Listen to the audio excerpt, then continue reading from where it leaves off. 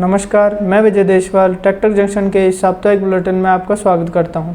आइए नज़र डालते हैं खेती व ट्रैक्टर उद्योग से जुड़ी हुई इस सप्ताह की प्रमुख खबरों पर। सबसे पहले बात करते हैं केंद्र सरकार की छतरी योजना की। मोदी सरकार ने इस योजना को अब 2020 तक बढ़ा दिया है। अब किसान भाई इस योजना का लाभ दिसंबर 2020 तक उठा सकते हैं। छतरी योजना यानी अम्ब्रेला स्कीम हरित क्रांति कृषोन्नति योजना के अंदर 11 योजनाओं को शामिल किया गया है और ये सभी योजनाएं उनकी आमदनी में बढ़ोतरी करने वाली योजनाएं हैं। इन 11 योजनाओं को जारी रखने के लिए सरकार ने 3 वित्तीय वर्षों के लिए करीब 33,270 करोड़ का बजट रखा है, जो वर्ष 2017-18 से लेकर वर्ष 2019-20 तक के लिए होगा। केंद्र सरकार ने देश के 9 राज्यों में जरूरतमंद महिलाओं के लिए निःशुल्क सिलाई योजना शुरू की है। इस योजना के तहत हर राज्य की 50,000 से अधिक जरूरतमंद महिलाओं को निःशुल्क सिलाई मशीन प्रदान की जाएगी। इस समय यह योजना हरियाणा, गुजरात, महाराष्ट्र, उत्तर प्रदेश, कर्नाटक, राजस्थान, मध्य प्रदेश, छत्तीसगढ़, बिहार राज्यों में चल रही है।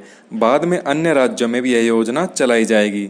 सरकार का मानना है कि इस योजना से ऐसी महिलाओं को आर्थिक रूप से संबल मिलेगा जिनकी आय का स्रोत नहीं है और उनके ऊपर ही परिवार की जिम्मेदारी है। छत्तीसगढ़ सरकार ने किसानों की आमदनी बढ़ाने के लिए गोधन न्याय योजना शुरू की है। इसमें सरकार किसान से गोबर की खरीद करेगी, जिससे किसानों को अतिरिक्त आमदनी हो सके।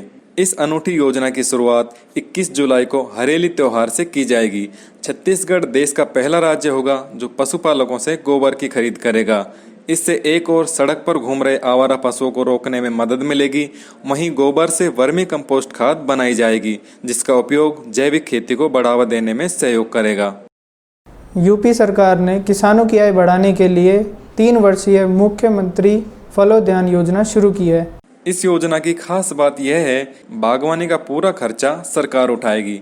इस योजना के तहत लघु सीमांत किसान के अलावा प्रवासियों को भी प्रोत्साहित किया जाएगा। इस योजना के तहत आम, अमरूद, नींबू व कटहल आदि की बागवानी करने पर पौध के अनुसार अलग अलग भुगतान मिलेगा।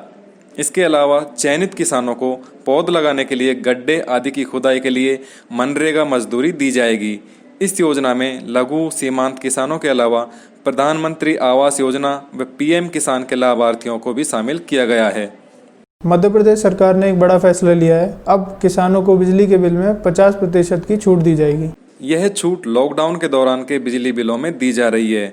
मध्य प्रदेश सरकार ने किसानों को कृषि के साथ ही घरेलू बिजली बिल में राहत देने का फैसला लिया है। यह छूट किसानों को 50% तक दी जा रही है।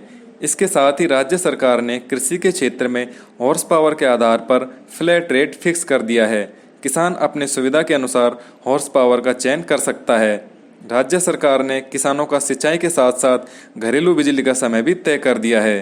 प्रदेश के ऐसे सभी घरेलू उपभोक्ता जो संबल योजना के हितग्राही हैं एवं जिनके माह अप्रैल 2020 में देयक की राशि 100 रुपये तक थी, उनके आगामी 3 माह अर्थात मई, जून एवं जुलाई 2020 में देयक राशि 100 रुपये तक आने पर उनसे इन 3 महीनों में मात्र 50 रुपये प्रति माह लिया जा रहा है।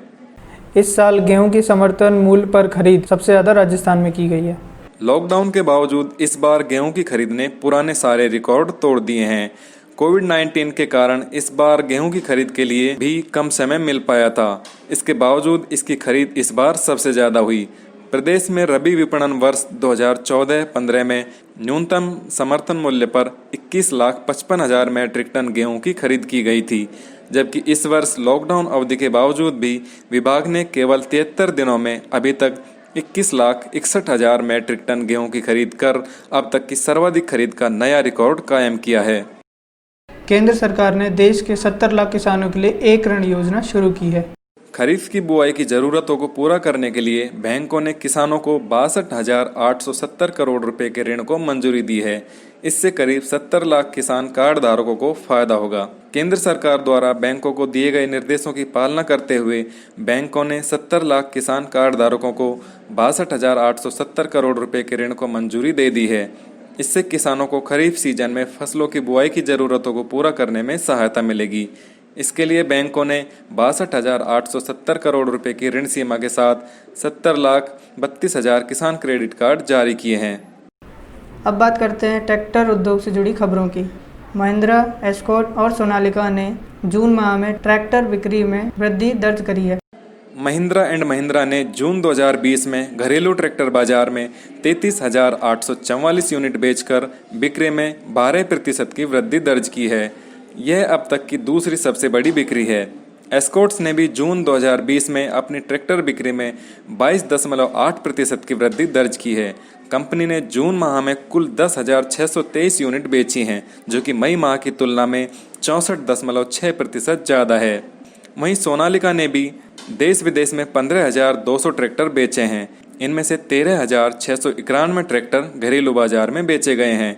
सोनालिका ने जून माह में घरेलू बाजार में रिकॉर्ड बिक्री कर ट्रैक्टर इंडस्ट्री को 2.4 गुना तक बढ़ाने में। ये थी इस सप्ताह की प्रमुख खबरें। इनकी पूरी जानकारी आप हमारे मोबाइल ऐप और वेबसाइट पर देख सकते हैं। ट्रैक्टर जंक्शन के साथ जुड़े रहने के लिए धन्यवाद।